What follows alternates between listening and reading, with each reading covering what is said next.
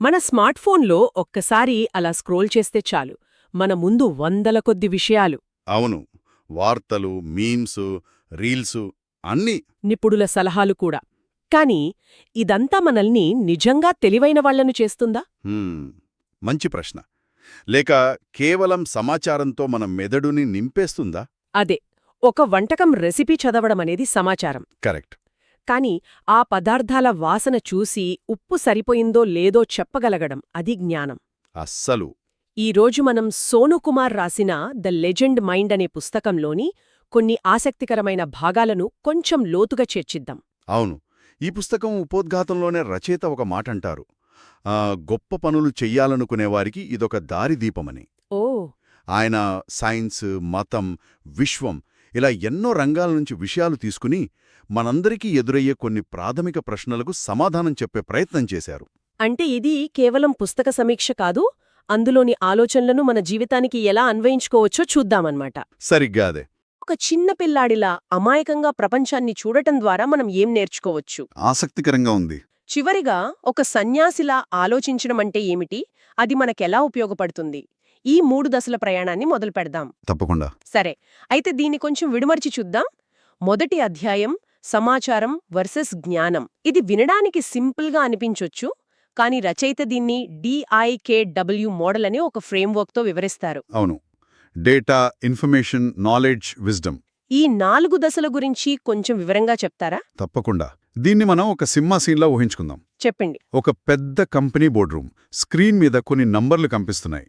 25, 45, 105. Okay, just నంబర్లు. అవును, కేవలం అంకెలు. ఇదే డేటా. దీనికి ఏ అర్థమూ లేదు. అంటే అర్థం లేని అంకెల సమూహం అన్నమాట. ఓకే. ఇప్పుడు ఒక మేనేజర్ లేచి, గౌరవనీయులారా, ఈ నంబర్లు మన కొత్త ఉత్పత్తి అమ్మకాలు.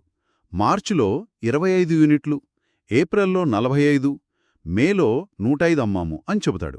ఆ ఇప్పుడు ఆ నంబర్లకి ఒక సందర్భం, ఒక అర్థం వచ్చాయి. కరెక్ట్. ఇదే ఇన్ఫర్మేషన్ లేదా సమాచారం. ఇది ఏమిటి, ఎప్పుడు అనే ప్రశ్నలకు సమాధానం ఇస్తుంది. భలే ఉంది. కథలు తర్వాతి మలుపు ఏంటి? ఇక్కడే మన హీరో అంటే ఒక అనుభవజ్ఞుడైన అనలిస్ట్ రంగంలోకి దిగుతాడు. అతను ఆ సమాచారాన్ని చూసి, మే నెలలో అమ్మకాలు పెరగడానికి కారణం మనం ప్రారంభించిన కొత్త మార్కెటింగ్ ప్రచారం.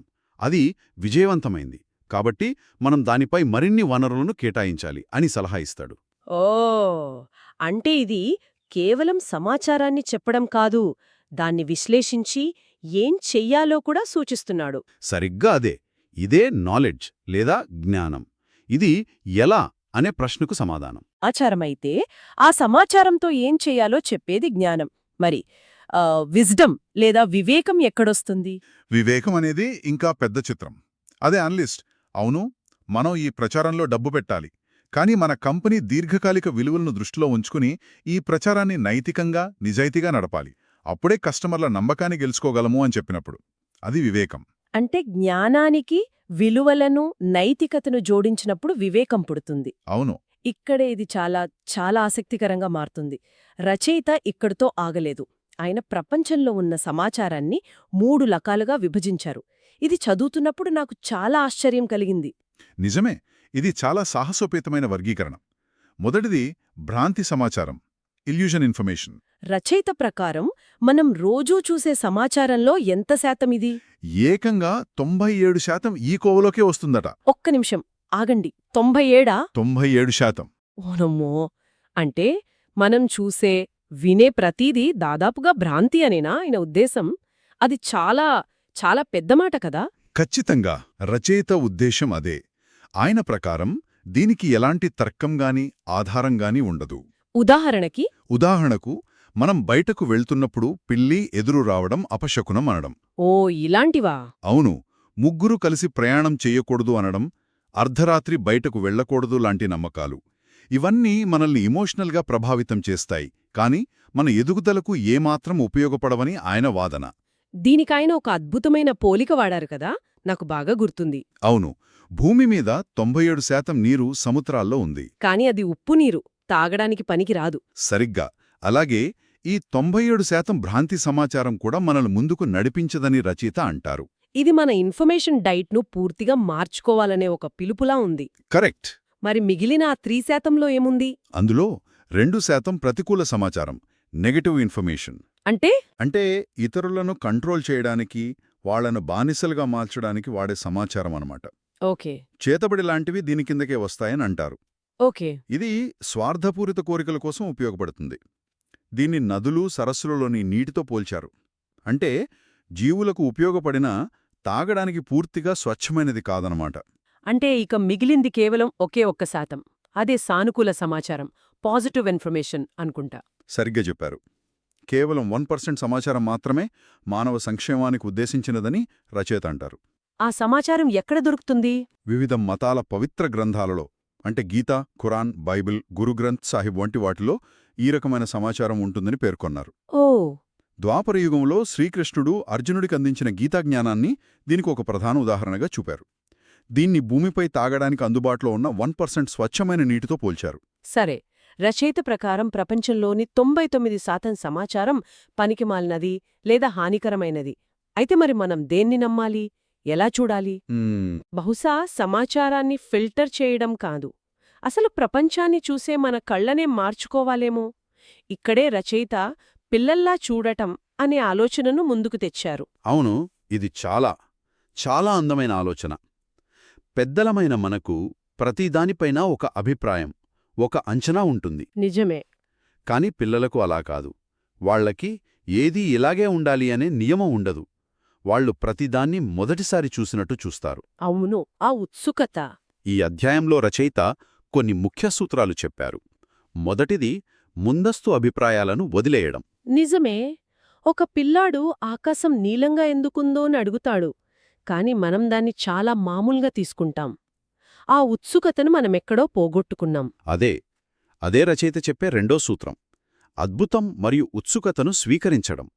ఒక చీమను, ఒక పువ్వును, ఒక ఇంద్రధనస్సును చూసి పిల్లలు ఎంత ఆశ్చర్యపోతారో గమనించారా? అవును. ఎందుకు, ఎలా అనే ప్రశ్నలే జ్ఞానానికి పునాది. నిజం చెప్పాలంటే ఈ అధ్యాయం చదివాక నేను మా అబ్బాయిని గమనించడం మొదలుపెట్టాను. వాడొక చీమను అరగంటసేపు చూడగలడు. మనం ఆ ఆశ్చర్యపోయే సామర్థ్యాన్ని ఎక్కడా, ఎప్పుడు కోల్పోతాం? ఇది నన్ను చాలా ఆలోచింపజేసింది. కానీ ఈ రోజుల్లో అంత తీరికెక్కడిది? అంత ఉత్సుకతను ఆఫీస్లో చూపిస్తే మనల్ని అమాయకులుగా చూసే ప్రమాదం లేదా? మంచి ప్రశ్న. రచయిత ఉద్దేశం మనం బాధ్యతలను వదిలేయమని కాదు, కాని మన పనిలో కూడా ఆ పైదకి ఉత్సుకతను తీసుకురావడం. ఓ, అలాగా. ఒక సమస్య వచ్చినప్పుడు ఇది ఎప్పుడు ఇంతే అని వదిలేయకుండా దీన్ని కొత్తగా ఎలా చూడొచ్చు అనే ఒక పిల్లాడిలా ఆలోచించడం. మరో ముఖ్య విషయం, వర్తమానంలో జీవించడం. పిల్లలు గతాన్ని తలుచుకొని కుంగిపోరు, భవిష్యత్తు గురించి ఆందోళన చెందరు. అవును, ఆడుకుంటున్న ఆటలో వాళ్లు పూర్తిగా లీనమయ్యుంటారు. కరెక్ట్. ఇది ఒత్తిడిని తగ్గించి స్పష్టమైన నిర్ణయాలు తీసుకోవడానికి సహాయపడుతుంది. ఈ అధ్యాయంలో పిల్లలను దేవుడి స్వరూపంగా కూడా వర్ణించారు కదా. అది కేవలం అలంకారికంగా చెప్పిన మాటేనా, లేక దానికి ఆచరణాత్మకమైన సలహాలు కూడా ఇచ్చారా? కేవలం అలంకారం కాదు, రచయిత కొన్ని నిర్దిష్టమైన సలహాలు కూడా ఇచ్చారు. ఉదాహరణకు 5-6 ఏళ్లలోపు పిల్లలతో కాళ్లు మొక్కించుకోకూడదని. అవునా? అవును, ఎందుకంటే వారి ఇంట్లో దేవుడితో సమానమని ఆయన నమ్మకం. వాళ్ల తప్పులను దేవుడు కూడా క్షమిస్తాడని, ఎందుకంటే వారికింకా పూర్తి జ్ఞానం ఉండదని అంటారు. భలే ఉంది. రోజూ కొంత సమయం పిల్లల్లా ప్రవర్తించడం ద్వారా సంతోషంగా ఉండవచ్చని కూడా సూచించారు. చివర్లో పాఠకులకు ఒక చిన్న హోంవర్క్ కూడా ఇచ్చారు. అవును, వారానికి ఒక్కసారైనా మనల్ని మనం ఈ ప్రశ్న వేసుకోమన్నారు. ఈ వారం నేను కొత్త కళ్లతో చూడగలిగే ఒక చిన్న విషయమేమిటి? దాని గురించి మరింత తెలుసుకోవాలనే ఆసక్తి నాకు దేనివల్ల కలుగుతుంది? అవును, ఇది మనలో నిద్రపోతున్న ఆ పిల్లాడిని మేల్కొల్పడానికి ఒక మంచి మార్గం. ఒక ప్రారంభమైతే దాన్ని ఒక క్రమశిక్షణతో కూడిన సాధనగా మార్చడానికి ఏం చెయ్యాలి? బహుశా ఇక్కడే సన్యాసిలా ఆలోచించడం అనే తర్వాతి దశ వస్తుంది. ఖచ్చితంగా. అవును, పిల్లల దృక్కోణం మనల్ని సరళంగా, సంక్లిష్టత లేకుండా చేస్తుంది. కాని సన్యాసి దృక్కోణం మనకు ఉద్దేశ్యపూర్వక అభ్యాసం, క్రమశిక్షణ మరియు అంతర్దృష్టిని నేర్పుతుంది. అంటే ఇదొక రకమైన మానసిక శిక్షణ. అవును, ఇందులో కొన్ని కీలకమైన పద్ధతులున్నాయి. మొదటిది విరక్తి లేదా డిటాచ్మెంట్. విరక్తి అంటే అన్ని వదిలేసి అడవులకు వెళ్ళిపోవడం కాదు కదా? అస్సలు కాదు.